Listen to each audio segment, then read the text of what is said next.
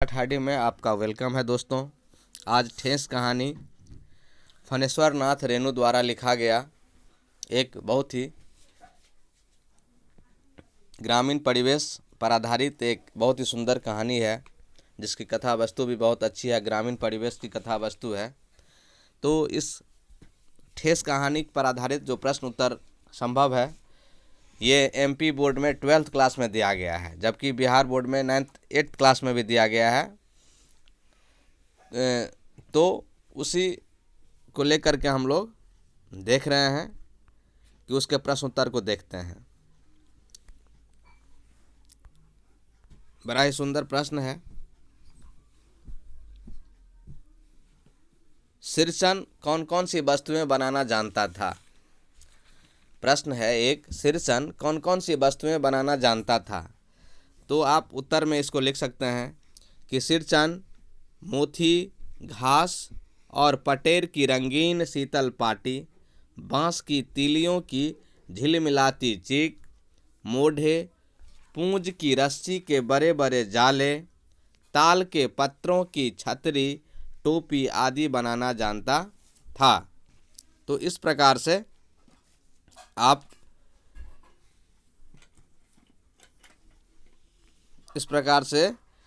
प्रश्न एक लिख सकते हैं कि सिरसन कौन कौन सी वस्तुएं बनाना जानता था।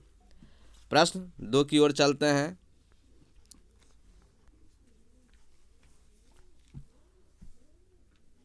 बड़ी भाभी ने मानू के संबंध में क्या चेतावनी दी थी?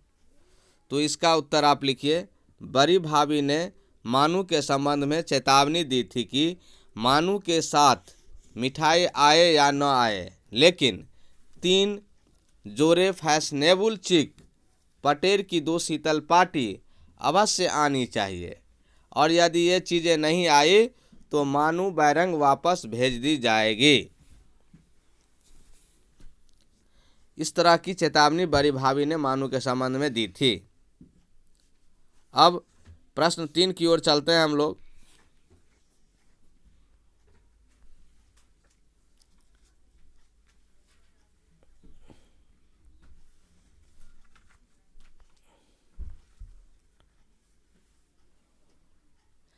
चाची ने माँ के पास जाकर क्या कहा था? तो इसका उत्तर, चाची ने माँ के पास जाकर कहा कि छोटे आदमी का मुंह भी छोटा होता है, मुंह लगाने से सर पर चढ़ेगा ही, किसी की ससुराल की बात वह क्यों करेगा। चाची ने माँ के पास जाकर इस तरह की बात कही थी। अब नेक्स्ट क्वेश्चन की ओर चलते हैं। प्रश्न 4 जो एमपी बोर्ड में पूछा भी है और बहुत इंपॉर्टेंट है बिहार बोर्ड के लिए भी, कि सिरसन मानू से मिलने रेलवे स्टेशन क्यों गया था? तो इसका उत्तर आप लिखिए कि सिरसन मानू को बेटी मानता है। वह अपने हाथ से बनी वे चीज़ें मानू को देने के लिए स्टेशन गया, जिन्हें बनाता हुआ आधा अधूरा छोड़ आया था, और मान मनौती करने पर भी उन्हें पूरा करने नहीं गया था। तो सिरसन इसलिए रेलवे स्टेशन पर गया था क्योंकि मानू को वो सामान वापस कर दे।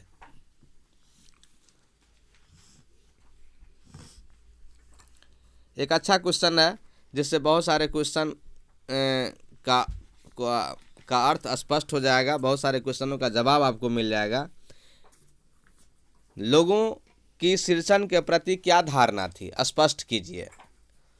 तो बड़ा ही सुंदर क्वेश्चन है दोस्तों। गांव के लोगों की सिरसन के प्रति 2 तरह की धारणाएं थी। पहली, लोग उसे एक कुशल कलाकार मानते हैं, जो केवल पारिश्रमिक को ध्यान में रखकर कार्य नहीं करता। उसके जैसा शीतल पाटी, चीक, मोढ़े, जाले और छतरी टोपी बनाने वाला कारीगर उस गांव में कोई नहीं है। पहले लोग उसका सम्मान करते हैं, उसे घर बुलाने के लिए खुशामद करते हैं। दूसरी, समय के साथ साथ सिरसन के प्रति लोगों की धारणा बदल जाती है। अब लोग उसे बेकार ही नहीं बेगार समझते हैं। उनकी धारणा है कि सिरसन मुफ्तखोर, कामचोर, चतुर होने के साथ साथ घमंडी और मुंहफट है। घमंडी और मुंहफट है। लोग उसके काम को बेकार का काम समझते हैं और उसे कोई महत्व नहीं देते हैं। यानी सिरचन के प्रति जो व्यक्तियों का सोच है वह दो तरह का हो जाता है। प्रश्न 2, सिरचन को एक सप्ताह पहले बुलाने का कारण लिखिए। प्रश्न है, सिरचन को एक सप्ताह पहले बुलाने का कारण लिखिए। तो मानू पहली बार ससुराल जा रही थी। मानू के पति ने बड़ी भाभी को खत लिखकर चेतावनी दी थी। मानू के पति ने बड़ी भाभी को खत लिखकर चेतावनी दी थी कि मानू के साथ मिठाई की पतीली न आए, कोई बात नहीं, लेकिन 3 जोड़े फैशनेबल चीक पटेल की 2 शीतल पार्टी अवश्य आनी चाहिए। यदि इनके बिना मानू आई तो बैरंग वापस भेज दी जाएगी। यही कारण था कि सिरचन को एक सप्ताह पहले ही बुलवाकर काम पर लगा दिया गया था। अब नेक्स्ट क्वेश्चन चलते हैं। मानू ने सिरचन को पान का बीड़ा देते समय क्या सलाह दी थी? तो मानू ने सिरचन को पान का बीड़ा देते समय सलाह दी थी कि सिरचन दादा, काम काज का घर है, 5 तरह के लोग 5 किस्म की बातें करेंगे, तुम किसी की बात पर ध्यान मत दो। सिरचन ने मानू को उपहार में क्या दिया था? सिरचन ने मानू को उपहार में शीतल पाटी, चीक और कूस की एक जोड़ी आसनी दी थी। इसके साथ उसने मानू को अपने हृदय की ममता का भी उपहार दिया था, क्योंकि मानू को सिरचन अपनी बेटी के समान मानता था।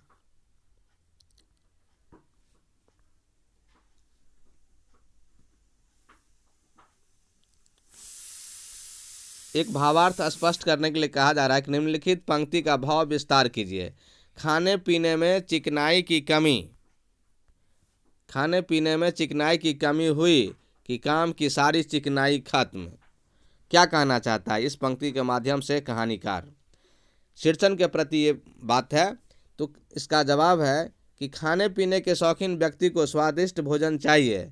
उसके भोजन में पर्याप्त मात्रा में घी तेल होना चाहिए। सिरचन एक ऐसा ही प्रसिद्ध एवं सिद्धहस्त ग्रामीण कलाकार है। उसके मन में धन के प्रति आसक्ति नहीं है, परंतु यदि उसे स्वादिष्ट भोजन उपलब्ध न हो तो वह कार्य नहीं करता। मनोनुकूल भोजन न मिलने पर उसके काम में कला की सारी बारीकियां समाप्त हो जाती है। ऐसी स्थिति में वह मन लगाकर कार्य नहीं करता अथवा कोई न कोई बहाना बनाकर कार्य को अधूरा छोड़कर चला जाता है।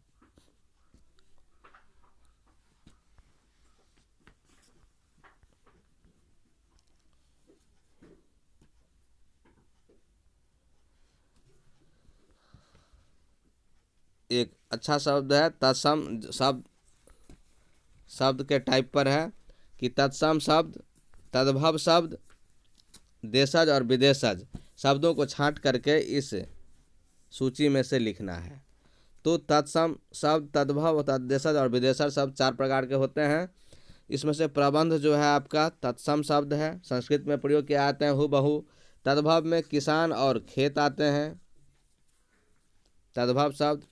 पनियाई और जतन यह आपका देशज शब्द हो गया। और विदेशज शब्द हो गया इलाका, फैशनेबल, अफसर और खुशामद।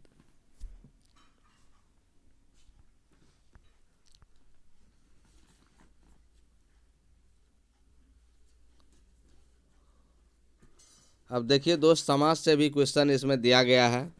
खेत खलिहान, यथास्थिति, दशानन और राजपुत्र, ये कौन से समास हैं? तो खेत और खलिहान जब और लग गया तो ये द्वंद्व समास हो जाएगा दोस्तों। यथास्थिति, यथा ये अव्यय है यानी स्थिति के अनुसार, यानी अव्यय भाव समास हो गया। दशानन, 10 हैं आनंद जिसके, यानी बहुब्रीहि समास हो गया। इसका एक विशेष अर्थ होता है रावण। राजपुत्र, राजा का पुत्र, ये तत्पुरुष समास है, का लगा हुआ है विभक्ति। तो इस प्रकार से ये समास से भी क्वेश्चन इसमें दिए गए हैं और मुहावरे से भी दिए गए हैं।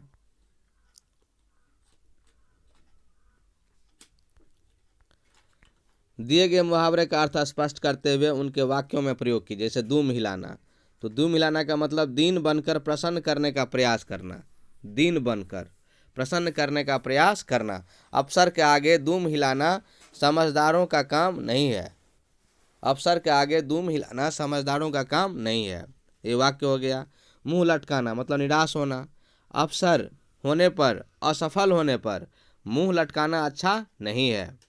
कान पकड़ना दृढ़ निश्चय करना। सिरचन ने कान पकड़कर भविष्य में काम न करने का निर्णय किया।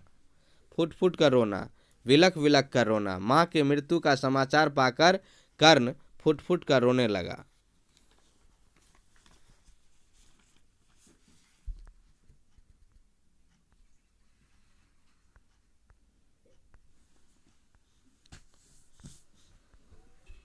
वस्तुनिष्ठ प्रश्न बहुत अच्छा है, इसको देखेंगे। ठेस कहानी का कहानीकार है फणेश्वर नाथ रेणु, ये आंचलिक कथाकार है। उत्तर, बड़े लोगों की बस डैश डैश होती है, बड़े लोगों की बस बात ही बड़ी होती है, यानी ख आपका उत्तर हो जाएगा। नेक्स्ट, सिरचन के किसी दिन आकर पूरा, सिरचन के किसी दिन आकर पूरा कर दूंगा में किसी दिन का अर्थ है कभी नहीं, क्योंकि जब उसको खाना पीना स्वादिष्ट नहीं मिलता है तो कभी नहीं आता किसी दिन का अर्थ। पुस्तक में फणेश्वर नाथ रेणु ने इस तरह से बताया है। आज तो अधकपाली दर्द से माथा टनटना रहा है। मैं अधकपाली का अर्थ है आधा सर दर्द।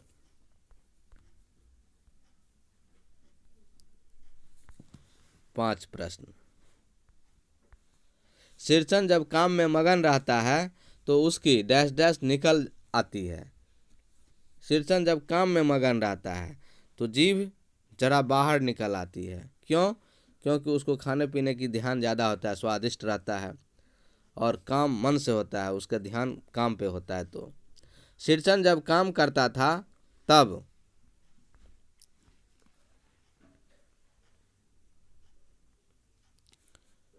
उसकी जीभ जरा बाहर निकल आती थी, जब मन से काम करता था, वही चीज़ हुआ। अब निम्नलिखित स्थान की पूर्ति कीजिए। यह भी ऑब्जेक्टिव ही क्वेश्चन एक तरह से हुआ। ठेस कहानी के लेखक हैं फणेश्वर नाथ रेणु, पहला का उत्तर। फणेश्वर नाथ रेणु उपन्यासकार हैं, जासूसी आंचलिक, जासूसी नहीं होगा, आंचलिक कथाकार हैं, उपन्यासकार हैं। ठेस कहानी डैश डैश पर केंद्रित है, स्वाभिमान अहंकार, स्वाभिमान आधारित है। ठेस कहानी का नायक, ठेस कर दीजिए, पंचानन चौधरी नहीं, सिरचन जी हैं, सिरचन जी हो गए।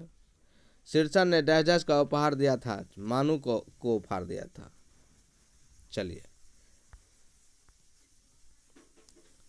निम्नलिखित में सत्य और असत्य को चूज करना है। ठेस एक निबंध है, नहीं।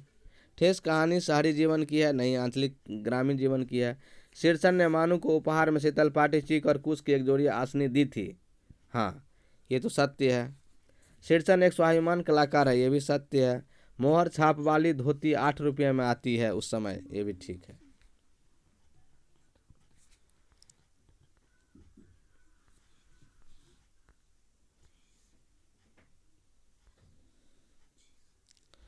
अब एक वाक्य में कुछ प्रश्न के उत्तर देने हैं। देखिए, सिरचन मानू से मिलने रेलवे स्टेशन क्यों गया था? तो सिरचन अपने हाथ से बनी चीज़ें देने के लिए मानू से रेलवे स्टेशन मिलने गया था। क्वेश्चन 2, सिरचन कौन था? सिरचन एक ग्रामीण कलाकार था। क्वेश्चन 3, ठहरो, मैं माँ से जाकर कहती है, इतनी बड़ी बात यह किसने कहा? भज्जू महाजन की बेटी ने। यह तुम्हारी माँ ही कर सकती है हबबुनी, यह कथन किसका है? सिरचन का। सिरचन ने किसको तिरस्कृत किया? भज्जू महाराज की पत्नी को।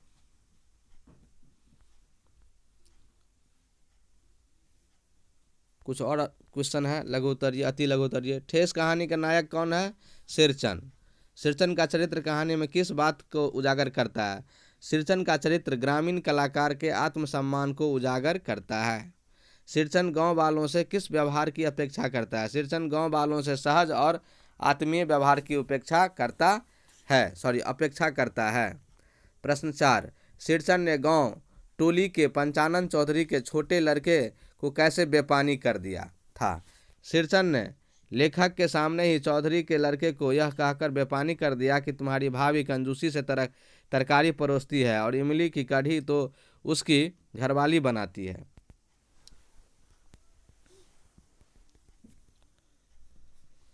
प्रश्न 5, लेखक के परिवार के साथ शीर्षन का व्यवहार किस प्रकार अलग होता था। शीर्षन स्वादिष्ट खाने का शौकीन था। वह जहाँ भी काम करने जाता खाने की लालसा जरूर रखता, पर वह लेखक के परिवार में काम करते समय कभी पूजा भोग की बात नहीं करता था। शीर्षन क्या क्या बनाता था, ये पहला प्रश्न भी हमने बताया था। शीर्षन शीतल पाटी, चीक, मोढ़े, जमले, छतरी और टोपी बनाता था। बड़ी भाभी ने मानू के संबंध में क्या चेतावनी दी थी। बड़ी भाभी ने 3 जोड़े फैशनेबल चीक और पटेर की 2 शीतल पाटियों को मानू के दूल्हे के लिए भेजे जाने संबंधी चेतावनी दी थी।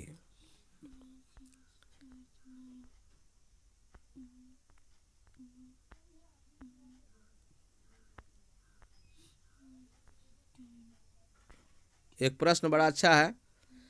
शीर्षन को गांव वाले चटोर क्यों समझते थे। चटोरा। शीर्षन को गांव वाले चटोरा समझते थे। ऐसा इसलिए कि उसे खाने की दही की कढ़ी, मलाई वाला दूध जरूर चाहिए। इसके बिना उसका मन काम में नहीं लगता था। अगला क्वेश्चन देखिए। शीर्षन को लोग बेकार ही नहीं अपितु बेगार समझते थे, क्यों। जब दूसरे मजदूर खेत पर पहुंचकर 1/3 काम कर चुके होते थे तब वह हाथ में खुरपी डुलाता हुआ दिखाई देता, फिर पगडंडी पर तौल तौल कर कदम रखता हुआ धीरे धीरे काम पर आता था। इसलिए शीर्षन को लोग बेकार ही नहीं अपितु बेगार भी समझते थे।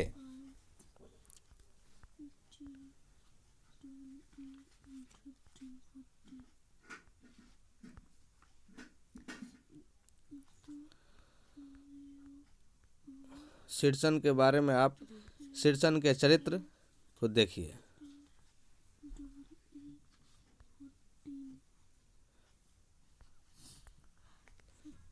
इस प्रश्न को देखने से बहुत सारे प्रश्न उत्तर निकलेंगे। शीर्षन के 3 चारित्रिक विशेषता क्या थी।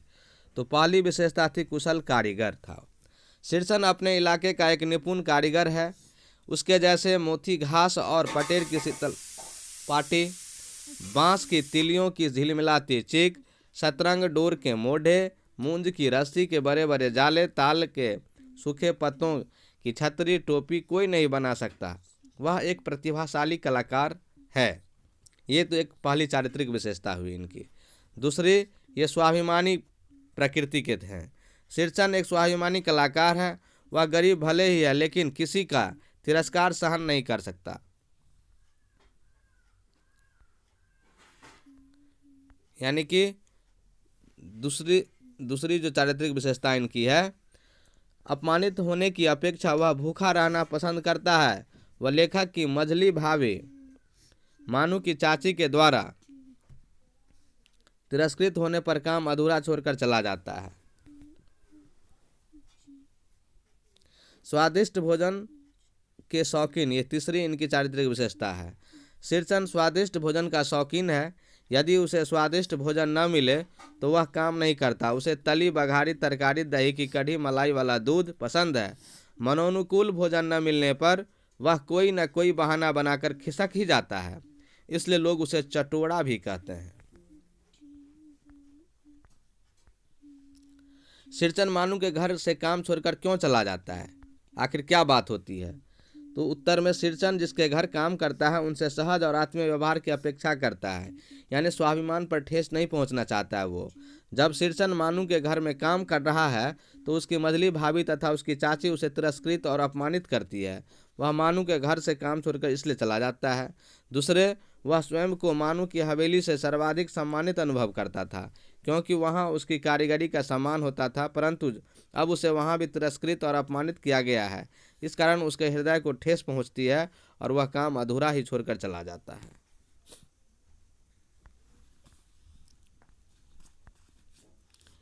ठेस कहानी का संक्षेप में उद्देश्य स्पष्ट कीजिए। बड़ा ही अच्छा क्वेश्चन है दोस्तों। ठेस कहानी का उद्देश्य एक ग्रामीण कलाकार के स्वाभिमान और आत्मगौरव को प्रकट करना है। कलाकार दूसरों से सम्मान प्राप्त करने का आकांक्षी होता है। ये हर कलाकार में ऐसी आकांक्षा होती है। जब उसे सम्मान की जगह तिरस्कार और अपमान प्राप्त होता है तो उसके संवेदनशील कोमल हृदय को निश्चित तौर पर ठेस पहुंचती है। यही ठेस उसे भविष्य में काम न करने का कठोर निर्णय लेने पर विवश कर देती है।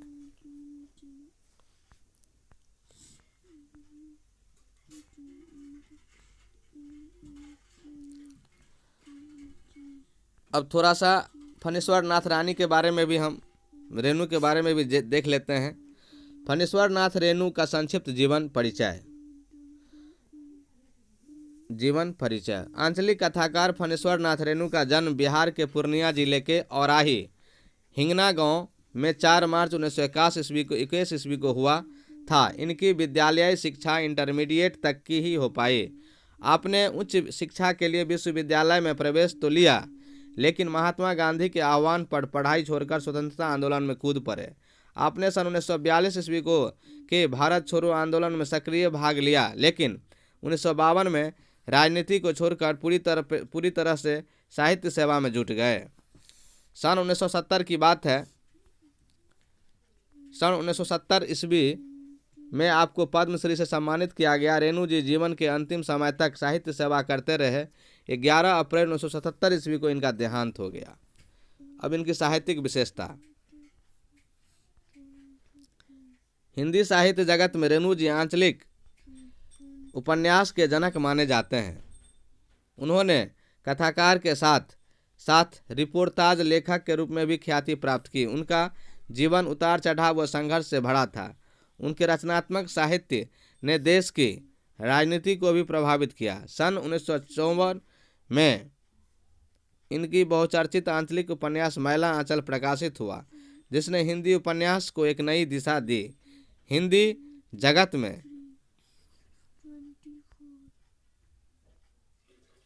जगत में आंचलिक उपन्यासों का परिणाम मैला आंचल से ही हुआ। आंचलिकता की इस अवधारणा ने उपन्यासों और कथा साहित्य में गांव की भाषा, संस्कृति और वहां के लोक जीवन को केंद्र में ला खड़ा किया। इतना ही नहीं, लोकगीत, लोक संस्कृति, लोक भाषा, लोकनायक की इस अवधारणा ने भारी भरकम चीज व नायक की जगह अंचल को ही नायक बना डाला। उनकी रचनाओं में अचल कच्चे अनगढ़ रूप में ही आता है। इसलिए उनका यह अंचल एक तो सस्य श्यामल है, तो दूसरी तरफ धूल भरा और मैला भी। स्वातंत्र्योत्तर भारत में जब सारा चिकोस शहर केंद्रित होता जा रहा था, ऐसे में रेणु ने अपनी रचनाओं से अंचल की समस्याओं की ओर भी लोगों का ध्यान खींचा। उनकी रचनाएं इस अवधारणा को भी पुष्ट करती है कि भाषा की सार्थकता बोली के साहचर्य में ही है। इनकी रचनाएं, जो प्रमुख रचना है रेणु जी की, ये उपन्यास, कहानी, संस्मरण और रिपोर्टाज लिखे हैं। उन्होंने अपनी लेखनी से हिंदी साहित्य को नई दिशा दी है, जैसे उपन्यास, कहानी संग्रह, संस्मरण और रिपोर्टाज। उपन्यास में मैला आंचल, परती परिकथा, दीर्घतपा, कितने चौड़ाहे। कहानी संग्रह ठुमरी, अग्निखोर, आदिम रात्रि के महक, एक श्रावणी दोपहरी की धूप। संस्मरण ऋण जल, धन जल, वन, तुलसी की गंध, श्रुत अश्रुत, पूर्व। और रिपोर्टाज नेपाली क्रांति कथा। इनके नाम से रेणु रचनावली भी 5 भागों में प्रकाशित हो चुकी है, जिसमें इनका सारा साहित्य समाहित किया गया है। भाषा शैली के हैं तो रेणु जी की भाषा आंचलिक है, ग्रामीण पृष्ठभूमि की है। उनकी भाषा में आंचलिक शब्दों के साथ अंग्रेजी, अरबी, फारसी आदि शब्दों का प्रयोग हुआ है। भाषा में मुहावरे, लोकोक्तियाँ और सूक्तियों का पर्याप्त मात्रा में प्रयोग हुआ है। भाषा में सर्वत्र प्रवाह है। इनके साहित्य में मानव जीवन की स्थानीय वैयक्तिकता विशिष्ट रूप से उभरी है। महत्व। हिंदी साहित्य में रेणु जी का स्थान महत्वपूर्ण स्थान है। उन्हें हिंदी साहित्य में आंचलिक उपन्यासकार व कहानियों का जनक माना जाता है। वे एक सशक्त और परिपक्व गद्यकार के साथ साथ आंचलिक कथाकार और रिपोर्टाज लेखक के रूप में भी जाने जाते हैं। तो इसके साथ ठेस शीर्षक कहानी से बहुत सारे प्रश्न उत्तर हमने देखा और उपन्यासकार के बारे में भी अध्ययन किया। तो इस प्रकार से इसे आप बच्चों दोस्तों याद कर लेंगे, अपने कॉपी में नोट कर लेंगे। थैंक यू, तब तक के लिए मुझे विदा दीजिए। यदि आप वीडियो अच्छा लगे तो ज़रूर शेयर कीजिए दोस्तों, लाइक कीजिए, कमेंट्स कीजिए।